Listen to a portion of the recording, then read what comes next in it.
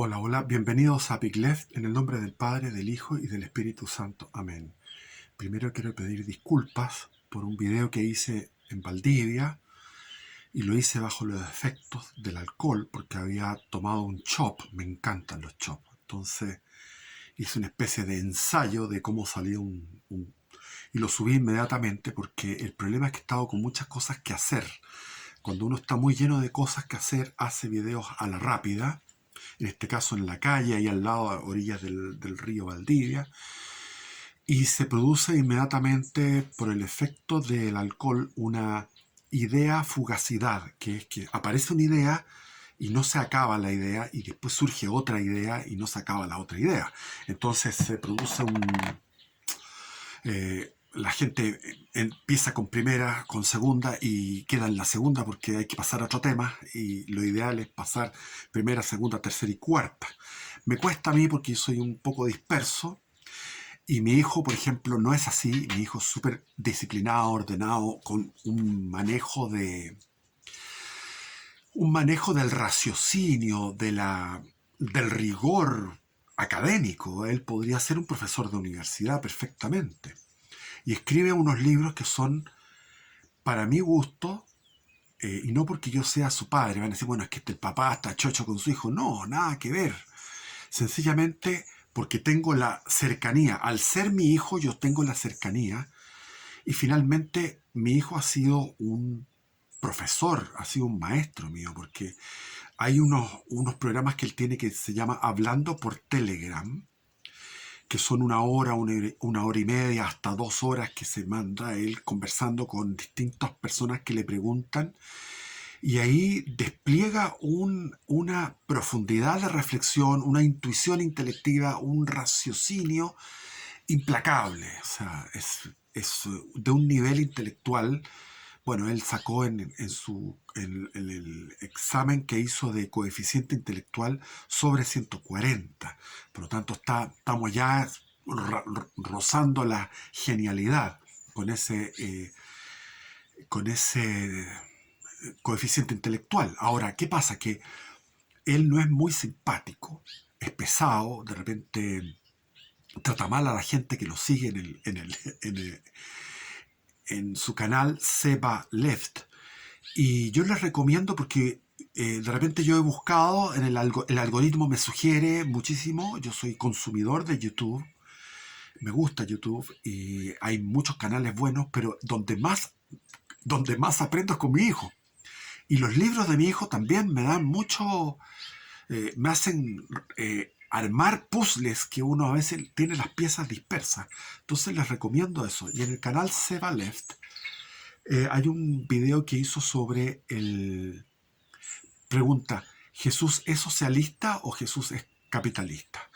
A raíz de que el señor Mayol dijo que Jesús era socialista y no encontró él recorrió todos los evangelios dando citas sobre parábolas y distintas discusiones que tuvo Jesús en su vida pública y no aparece en ningún momento algo que uno pudiera decir que Jesús es socialista. De partido socialismo no existía en aquella época, pero sí existía la propiedad privada. Jesús es respetuoso a la propiedad privada, de la libre empresa, como se manifiesta en todas sus parábolas y en sus discursos, pero no es capitalista en el sentido libertario, en el sentido de que todo por el mercado, todo es el que habla y el que dictamina. No, porque Jesús está dando siempre lineamientos éticos o morales sobre que uno, claro, tiene la propiedad, existe algo sagrado en la propiedad, pero la propiedad privada, pero debe uno conducirla hacia el bien común. Entonces eso es el aporte que está también en el Antiguo Testamento y en las cartas, en las epístolas de los apóstoles, en San Pablo, en todas las epístolas. Entonces es algo que está dentro de todo lo que es el mensaje bíblico. Hoy quiero leerles que me llega mucha información de él, pero es muy interesante, de nuestro amigo, el psicólogo Roberto García, y dice, Freud o Freud, pero se pronuncia Freud, y la fagocitosis de la inmoralidad masónica en el hombre, de Roberto García, psicólogo. Quien quiera tenga algún conocimiento de las doctrinas psicoanalíticas sabe que la eliminación del sentido de culpa y por tanto la eliminación del sentido de pecado y del pudor es el principal objetivo de la terapia teorizada por Freud y sus epígonos. Terapia que no por nada en otro de nuestros escritos hemos definido como la supresión y posterior reemplazo absoluto de la confesión católica, por una liberación masónica. Ahora, ustedes habrán escuchado alguna vez el comentario de que la Iglesia Católica o los sacerdotes o los mandamientos son muy obsesionados por el sexo. Eso es una distorsión porque los mandamientos de la ley de Dios son 10 y los sexuales son 2. O sea, hay un 20% de los mandamientos que son relativos al sexo. Y la Iglesia Católica pareciera que fuera una obsesiva por el sexo, pero sin embargo el anticristo que surge con Freud, sigue después con Wilhelm Reich, al cual yo lo seguí en mi época de extravío intelectual. Bueno, Freud también lo leí en un viaje que hice a Perú, donde me refugié porque estaba perseguido por un padre que estaba cuidando la virginidad de su hija, y la hija llegó y me puso en un refugio en el pueblo de Pisac, que es un pueblo precioso, donde uno va subiendo unas escalas zigzagueantes a través de un risco, de una especie de quebrada abrupta, y arriba había un lugar ceremonial, y en ese lugar ceremonial yo miraba un océano de cumbres, y en esas cumbres veía cómo se dibujaba el sol con naranjos, con rosados, con rojos, porque era la época del famoso invierno del altiplano, donde llovía torrencialmente, y me refugiaba en esa casa, que era una casa de adobe, y ahí estaban las obras completas de Sigmund Freud. Y entonces iba leyendo estas obras y después quedé encantado y pude seguir leyéndolas después en Santiago, consiguiéndome los libros. Y Sigmund Freud es uno de los filósofos de la sospecha, que comienzan con Rousseau. Rousseau es el primero, que dice: la civilización no sirve porque el hombre nace bueno, pero la cultura, la civilización, lo hace malo. Cosa que es completamente al revés. El hombre nace malo, y uno cuando está en el colegio, cuando es niño, se da cuenta de que hay niños que son malos, igual que hay perros que son malos. Aquí tengo el perro de un vecino que se come los gatos y se come también otros perros chicos. Y no lo han querido eliminar, pero el perro está ahí dando vueltas, se llama Cholo. Y el Cholo aquí, que he querido tener gatos, pero no puedo tener. Y hoy día estuve debajo de unos troncos sacando un nido de ratones. Tuve que matar ratones pequeños. Me dolió en el alma matar esos ratoncitos, porque todos los animales, incluidos los ratoncitos, son tiernos. Entonces daba una pena hacer eso. Pero no me quedó otra. Y después me fui a bañar al río porque quedé transpirado de haber levantado los troncos, porque debajo de los troncos tenían una madriguera los ratones. Y me encontré con un lobo marino. Dije, bueno, los lobos marinos, en mi vida podría hablar un video entero sobre mis experiencias con los lobos marinos, porque fui pescador artesanal y después estuve a cargo de un centro de cultivo de salmones, de engorda en alta mar. O sea, no en alta mar, en un fiordo, pero bueno, eso es otro tema. Entonces,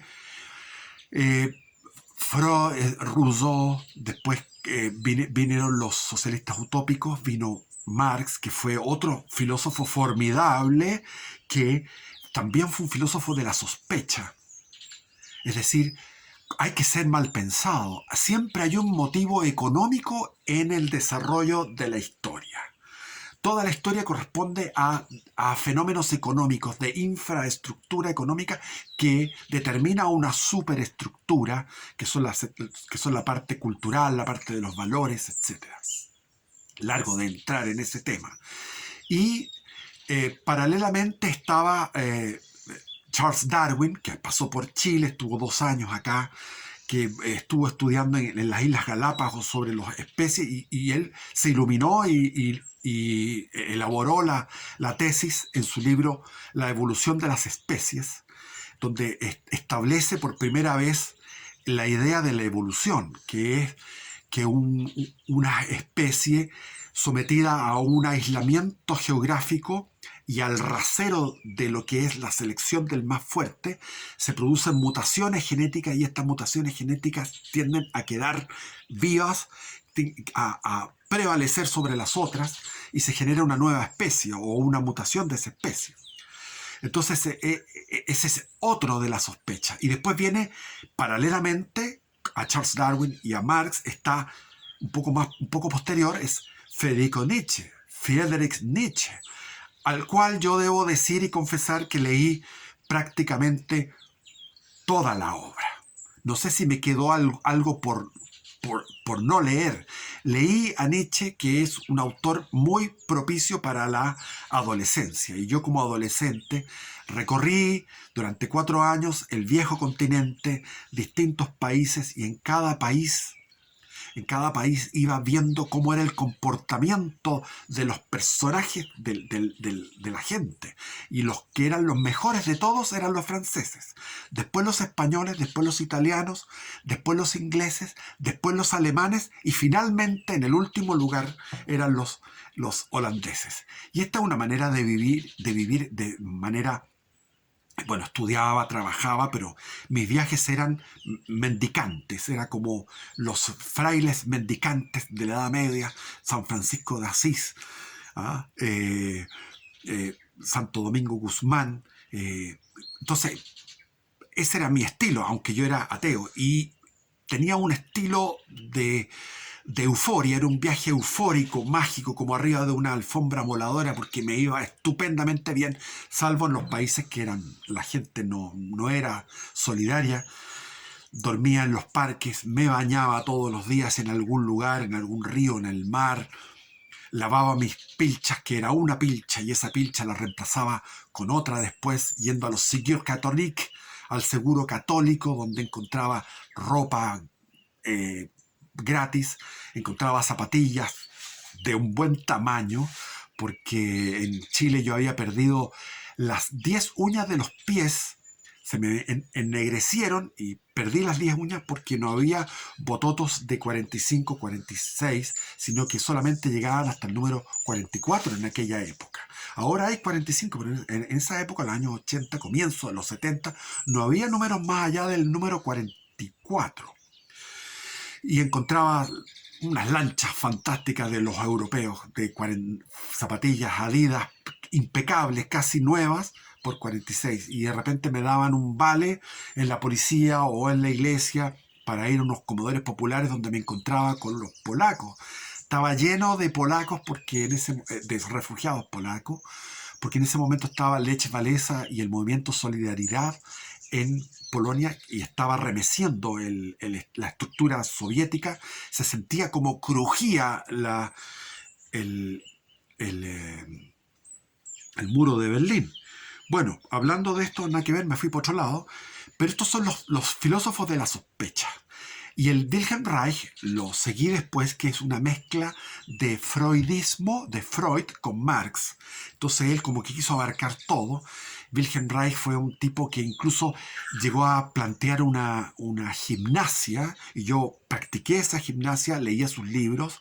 Había un libro que lo llevaba aquí una compañera de la universidad y decía la función del orgasmo. Entonces le metí conversa, leí el libro y terminé en una relación en la cual me di cuenta que ella tenía un problema de orgasmo. Por eso andaba con el libro. Y la función del orgasmo es un libro que tiene una serie de premisas falsas, porque finalmente el orgasmo es un exceso, es un excedente, no un exceso, un excedente. Es un excedente de placer que el que no tenga una persona orgasmo no significa que va a ser como un problema de neurosis, para nada. Entonces, La izquierda comenzó a través de Freud y a través de los seguidores de Freud, Lacan, Bion, había otros más que aquí los voy a ir nombrando, se obsesionaron con el tema del sexo. Entonces los progres dicen, los católicos son obsesionados por el sexo, pero obvio que somos no obsesionados, sino que preocupados por el sexo, porque el catolicismo quiere, a través de la voluntad de Dios, a través de la Biblia, quiere regimentar la función sexual, que sea no repartiendo semen para todos lados, sino que el semen tiene que ir a una vagina particular, que es la que se da a través de un compromiso de por vida, de amor. Y ese sexo sirve para la unión de las parejas y para la procreación, para esas dos funciones. Entonces, la progresía se obsesionó con el sexo, curiosamente. Y se obsesionó con el sexo, vino el mayo del 68, y el mayo del 68 comenzó todo lo que era el nuevo planteamiento que venía de la escuela de Frankfurt. Estaba también ahí, ¿cómo se llamaba este? Que también lo leí mucho, Erich Fromm, pero Erich Fromm es mucho más moderado. Vamos a leer. Quien quiera tenga algún conocimiento de las doctrinas psicoanalíticas sabe que la eliminación del sentido de culpa y por tanto del pecado y del pudor es el principal objetivo de la terapia teorizada por Freud. Freud, en efecto, puesta la premisa pseudofilosófica y pseudocientífica, según la cual las neurosis y por lo tanto la infelicidad serían causadas por el conflicto entre lo que él llama el superego, que es el que tiene la moral, es como el padre, y que en esencia se identifica con la moral y los impulsos y contra los impulsos de las pasiones, al cual llama el ello. Entonces está una lucha entre el superello, que son lo que te han inculcado moralmente, y el ello, que son tus impulsos, y ahí se genera el yo. Esta es como una especie de trinidad. Está el super yo, está el ello, y estos están en el inconsciente, pero esta lucha inconsciente, que el hombre no se da cuenta, emerge como un yo que toma decisiones de repente impulsivas en contra de la moral, y a veces la moral reprime esos impulsos.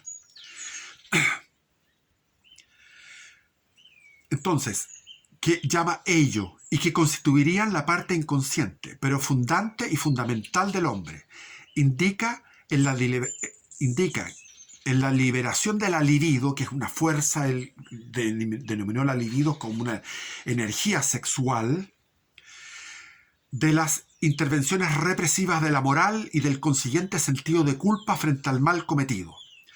La vía de la curación psíquica y la receta de la felicidad y de la alegría para llevar a la humanidad a la ley satánica del telema, la ley satánica del haz lo que quieras.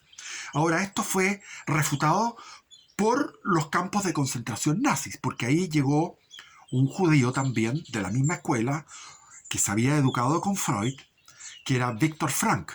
Y está el libro que se les recomiendo, que se llama El hombre en busca de sentido, que lo lean ese libro, porque Viktor Frankl cuenta sus experiencias en los campos de concentración. Estuvo como 2 o 3 y fue un superviviente de una cantidad de mortalidad que era, no sé, no me acuerdo cuánto era, pero era como el 80% de los que llegaban morían. Y este judío, psicólogo, incluso creó una escuela de psicología dentro del campo de concentración.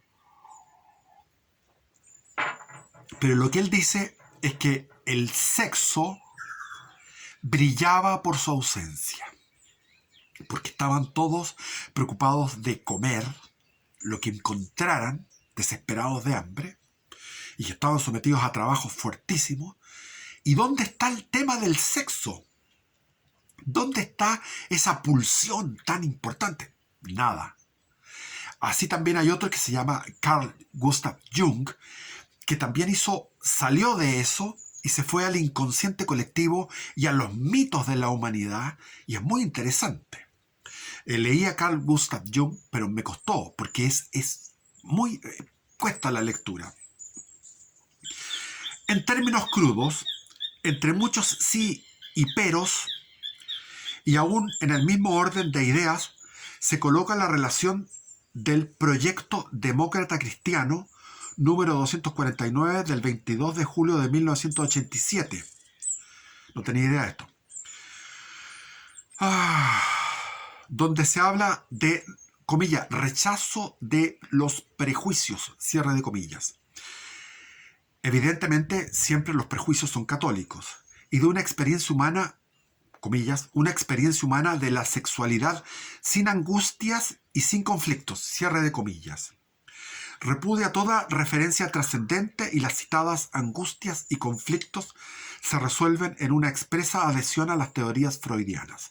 Como ven, esto que se llama democracia cristiana, es decir, esto premió a los mismos católicos modernistas que asumieron todas estas ideas y comenzaron a tener una postura crítica frente a lo que era la doctrina permanente de la Iglesia en estas materias. El gran engaño entonces reside en que se presentan como salvíferas las leyes axiomáticas, base del satanismo masónico de antaño, y se venden como pan caliente, llevando a ser a un alivio temporal por la estimulación indiscriminada de su erotismo desenfrenado.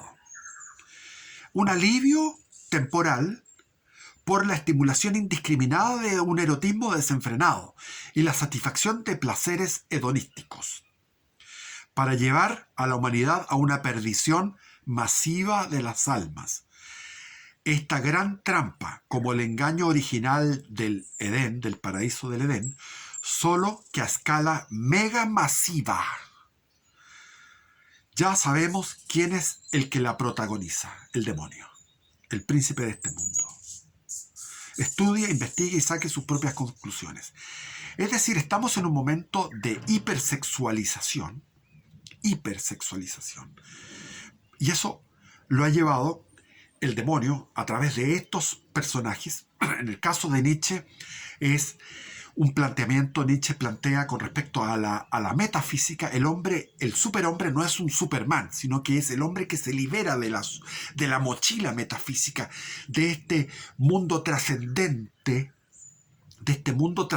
que nos manda y nos da un imperativo categórico. Entonces, Nietzsche se revela contra Kant, se revela contra Platón, se revela contra Aristóteles, se revela contra todos. Y dice cómo se filosofa con el martillo y demuele todas las filosofías, y finalmente él establece que el hombre libre de todas las metafísicas es el superhombre, pero ese superhombre finalmente es una creación metafísica, porque el hombre necesita, por su naturaleza, tener una trascendencia. El hombre es religioso por naturaleza. Entonces, Nietzsche es otro tema. Marx se dedicó a todo lo que era las relaciones de producción, cómo se dan las relaciones entre las clases sociales, y por ahí metió el veneno con respecto a la lucha de clases, que es intrínsecamente satánica, porque la solución al problema de las clases es la solución de la colaboración de clases, como era en el régimen antiguo, y que los fascistas quisieron recuperar eso, pero no lo lograron, porque generaron una idolatría espantosa de lo que es la nación. La nación no puede ser idolatrada. Bueno, me queda poco tiempo. Ese es Marx. Entonces, Darwin está en lo biológico. Entonces, todas estas ideas van confluyendo unas con otras. Por ejemplo, el tema de la evolución. No, es que no existe la creación. No hay creacionismo. Dios no creó nada, sino que esto fue creando de la nada. Tenemos 4.500 años de existencia de este planeta. Hubo 2.000 años, un poco más, donde no hubo vida, pero de repente se produjo en algún caldo en este océano primordial donde había una tibieza, en esa tibieza, en alguna cueva, cuevita pequeña de una roca, se produjo una mutación donde comenzaron a haber organismos unicelulares y después llegaron a tener el desarrollo de la sexualidad y generaron organismos vertebrados y bla, bla, bla, y llegamos al final al ser humano. Pero la lógica aristotélica nos indica que no puede salir nada de algo inferior, no puede salir nada superior.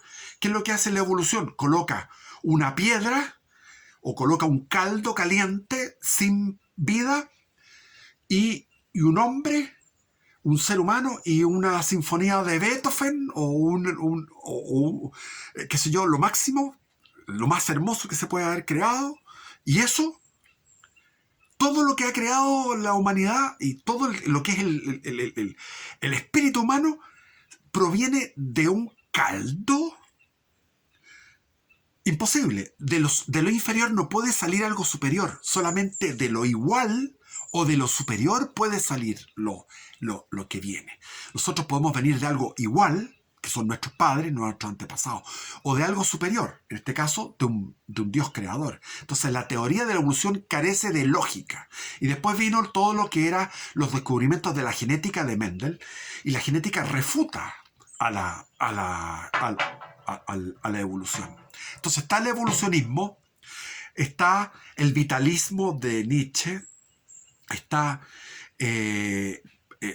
Freud y toda su teoría del psicoanálisis y esto del ello, del yo y del super yo.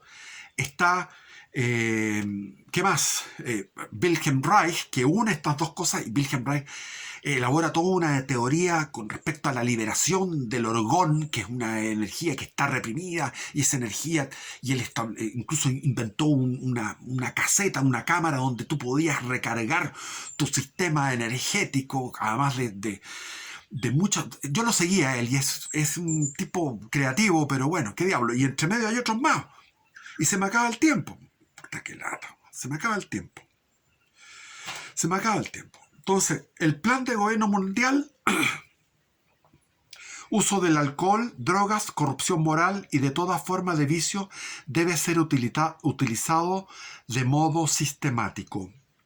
No debemos detenernos ante el chantaje, el engaño y la traición.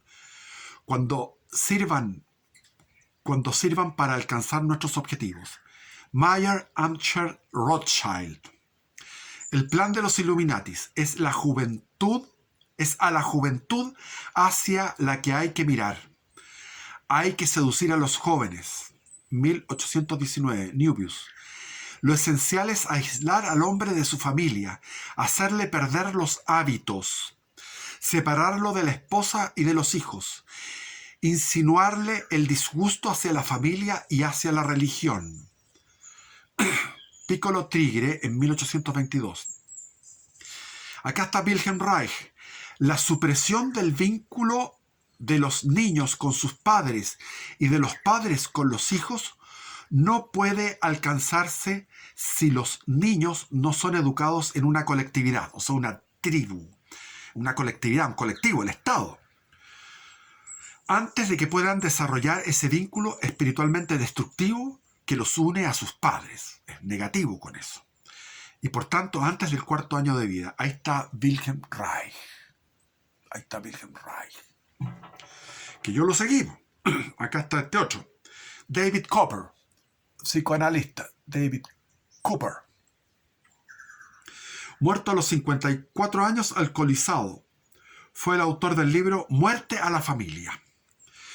Cooper señala a la familia como el enemigo número 1 a destruir porque sería un pacto suicida que anula nuestra individualidad. Para destruir a la familia hay que renegar del tabú del incesto y de la homosexualidad y de los conceptos pareja y fidelidad conyugal. Repito, porque no entendí lo que leí. Para destruir a la familia hay que renegar del tabú del incesto, o sea, no hay incesto, o sea, se puede casar uno con la hermana. De la homosexualidad, o sea, la homosexualidad es buena, No hay tabú para esto. Y de los conceptos de pareja y fidelidad conyugal. Eso es lo que dice este hombrón, que lo vemos ahí. Ahí está el hombronazo. Después tenemos a Sigmund. Ahí está Sigmund Freud. Sigmund Freud, miembro de la alta masonería hebrea y fundador del psicoanálisis. Aquí hay algunas frases reveladoras. El psicoanálisis es un viaje partiendo desde el cielo a través del mundo hasta el infierno. El odio está en la base de todas las relaciones entre los seres humanos. No le temo a los nazis. El enemigo es la religión, es la Iglesia Católica. Y ahí está nuestro amigo Friedrich Nietzsche, el más inocente de todos, el más mortífero. El concepto de culpa y de castigo, incluyendo la doctrina de la gracia y de la redención y del perdón, son mentiras desde el principio hasta el fin y no tienen ninguna realidad psicológica. La predicación de la castidad es instigación pública a la contranatura. Todo desprecio de la vida sexual, toda contaminación de la misma mediante la noción de impureza, es verdadero y propio pecado contra el sacro espíritu de la vida. Eso dice Nietzsche. Pero Nietzsche, Nietzsche sufrió décadas, lustros y lustros, décadas y décadas, la enfermedad de la sífilis porque se metió con prostituta, porque él quería tener sexualidad y no le daban no le daban boleto las mujeres intelectuales, porque lo encontraban demasiado intelectual, era un perno. Él solamente estaba en los libros y no sabía cómo abordar y seducir a las mujeres, entonces tiene en sus escritos un resentimiento con la mujer porque no le dieron la pasada y él se dedicó a estar con putas y el pobre sufrió sífilis y eso le afectó finalmente su salud mental y terminó loco, completamente loco, con la mirada extraviada hasta el infinito. Y lo iban a ver ahí, la hermana vivía, profitó de eso, de ese espectáculo, un zoológico humano donde estaba este hombre en su casa con la mirada de loco y todos iban a ver este gran pensador. Y como la castidad y la fidelidad son el fundamento de la familia, es evidente que también para Nietzsche, como para Reich, como para Breton, como para Georges Bataille, como para todos los pensadores del siglo XX. La familia es contra natura y por tanto debe ser destruida. Los pensadores del siglo XX fueron legión. Una legión son 6.000. Por lo menos hay 6.000. Yo les podría ir nombrando. Y yo los fui devoto de ellos. Y los leí a ellos. Y eso me llevó a la apostasía a través de un mecanismo intelectual. Me dije, Dios no existe. Cuando Dios me había visitado de joven en éxtasis que duraban 2, 3, 4 horas, donde yo estaba y decía, Señor, ¿por qué eres tan maravilloso? ¿Por qué eres tan dulce? ¿Por qué me das esta felicidad tan inmensa de tenerte en mi corazón?